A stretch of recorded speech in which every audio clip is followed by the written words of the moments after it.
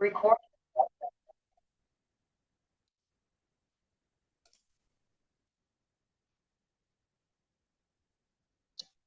Okay.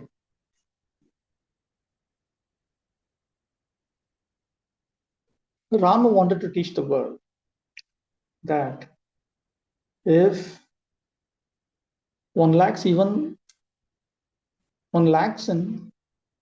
even one of these items, and if the object of surrender is not capable of granting one's desired result, not compassionate upon the surrendered soul, or not of good character, such surrender will be useless.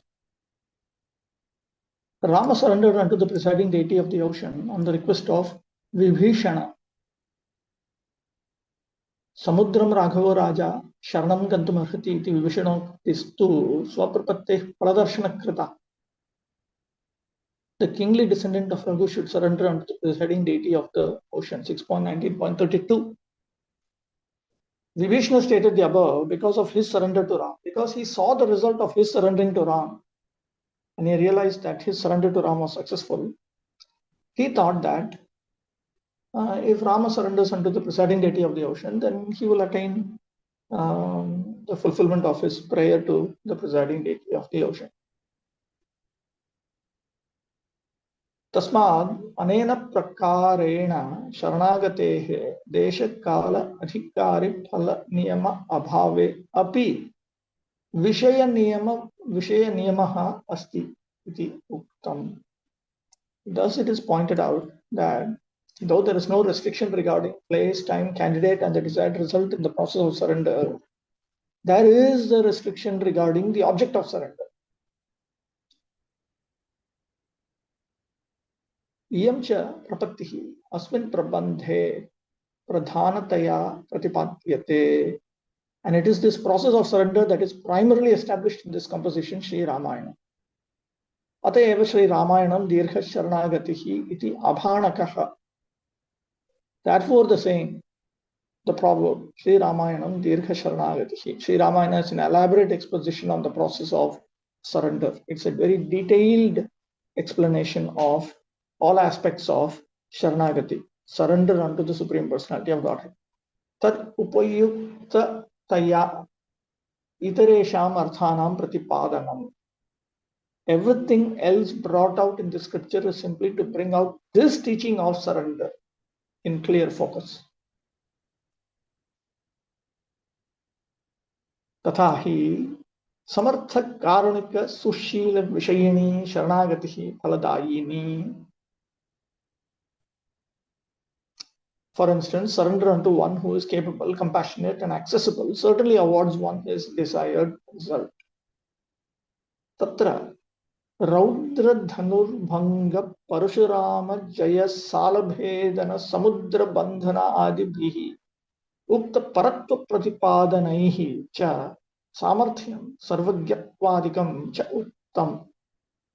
In order to establish that Lord Rama is a supreme truth and hence supremely capable, omniscient, and so on, the sage Valmiki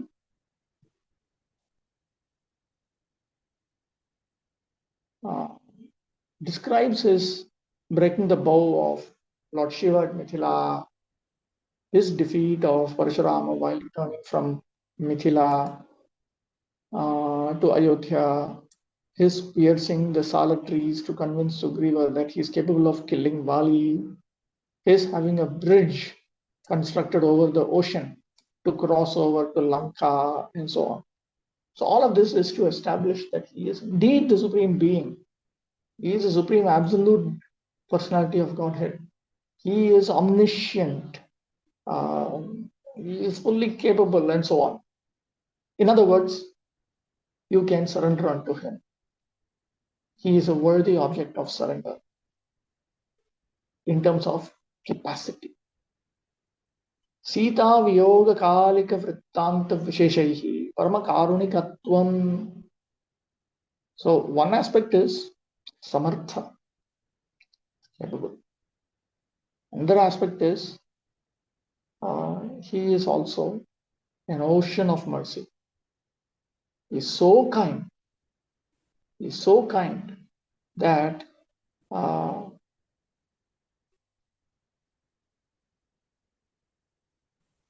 He even separates himself from his most beloved Sita Devi. In order to describe Ram's supremely compassionate nature, the sage Valmiki describes how he separated Sita Devi from him in Canto 7.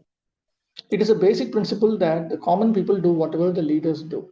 Bhagavad Gita 3.21. It is another basic principle that only the intelligent can distinguish between following and imitating powerful leaders. Srimad Bhagavatam 10.33.31. It is described in Canto 7 of this great book that since some less intelligent people in Rama's kingdom misunderstood the mother of the universe, Sita, and began to take advantage of her life to indulge in sinful activities, the gravely thoughtful Rama, the very personification of Dharma, decided to sacrifice his association with his most beloved Sita for the sake of steering his citizens, who were like his sons and daughters, towards the right track of auspiciousness. That is the point brought out in the commentary above. Another point of consideration is that Sita Devi is more merciful than Ram, and as such, she would not have been able to tolerate the misconceptions and criticisms of her character by her own subjects, because Sita Devi also loved the citizens like her children. It should be noted that when Indra's son in the form of a crow bit her, she didn't even complain about it to Ram, and she forgave the Rakshasis who had tormented her and protected them from Hanuman's fury. Rama knew Sita's nature very well and so protected her from having to hear such cruel words. By the arrangement of Lord Brahma and Narada, two pure devotees of Sita Rama, the entire Ramayana was then arranged to be composed by a neutral third party, Valmiki, an acknowledged authority absorbed in Samadhi, in order to enlighten the citizens of Ayodhya about the truth of Sita's character, and the project succeeded. Towards the end of the Ramayana, the citizens realized this error and wanted her to return. So he's also excessively compassionate. Guha Shabari Sugrivadibhihi Nirandhra Samshleshena Saushilyam. In order to describe Ram's supreme accessibility, the sage Valmiki describes Ram's uninhibited intimate dealings with Guha, Shabari, Sugriva, and others of low birth. See 1.1.58 commentary. Guha was from the Nishada tribe, but he was a devotee of Lord Ram, and the Lord was extremely kind to him in reciprocation when he was banished from Ayodhya to the forest. Even in Krishna Lila, we come across personalities like the tailor and florist in Mathura, who were devotees of Lord Krishna, even though they had never previously interacted with Krishna in his pastimes.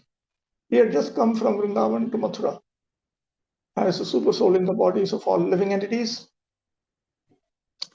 He certainly knows who is who. Therefore, it is not surprising that Lord Ram was so kind to Guha and considered him his devotee, even though there is no record in Valmiki Ramayana that they had met prior to that. Regarding Shabari, though she was from a low background, she was blessed with the Vairagya, internal and external renunciation, Vidya, spiritual knowledge, understanding, and realization, and intense Rama Bhakti by the disciples of Matanga Muni.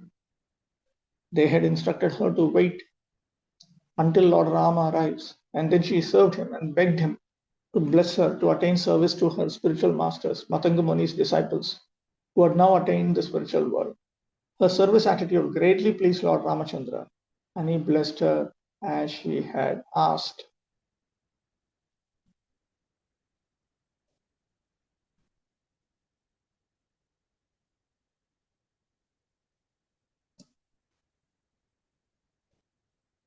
Vishwamitra Advaratrana Dandakaranyavasi Munijana Rakshana Ravana Badhita